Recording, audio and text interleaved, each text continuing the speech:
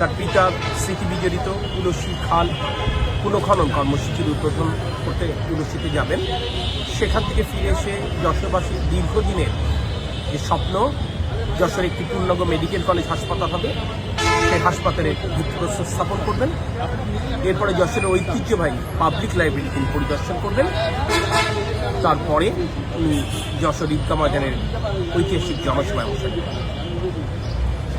ঢাকায় ফেরবার আগে উনি কিছু সময়ের জন্য দলীয় নেতাকর্মীদের সাথে একটু মত বিনিময় করেন। এই হচ্ছে তার সারাদিনের কর্মসূচি। আমরা প্রশাসন, জেলা প্রশাসন, পুলিশ প্রশাসন, সংশ্লিষ্ট মন্ত্রণালয়ের কর্মকর্তাবৃন্দ তার প্রাণান্তকর পরিশ্রম করছেন বিগত কিছুদিন যাবৎ।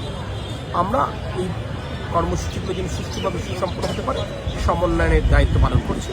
এখন পর্যন্ত আমরা আশাবাদী যে ইনশাল্লাহ আগামীকাল আমরা একটা সুষ্ঠু এবং সুন্দর আয়োজন সম্পন্ন করতে সক্ষম হব। যশোরের মানুষের একটা ঐতিহ্য আছে, যশোর অতিথিপরায়ণ।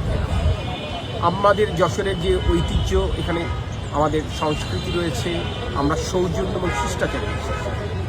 বিগত দিনগুলোতে যতবারই বিএনপি সরকার গঠন করতে পেরেছে, তারা কিন্তু দুহাত উজাড় করে যশোরের উন্নয়নে ভূমিকা রেখেছে। আমি মনে করি শহীদ রাষ্ট্রপতি জিয়াউর রহমান এবং দেশনেত্রী বেগম খালেদা জিয়ার ধারাবাহিকতায় তাদের যোগ্য উত্তরসূরি তারেক রহমান ইনশাল্লাহ যশোরের উন্নয়নে উদার চিত্তেই তিনি ভূমিকা রাখবেন। সে কারণে আলাদাভাবে কোনো দাবি আমরা উপস্থাপনা করব না। আমাদের প্রয়োজন কি উনি সেটি জানেন। আমাদের এখন এই মুহূর্তে কি প্রয়োজন, এটা আমরা বিভিন্ন মাধ্যমে তাকে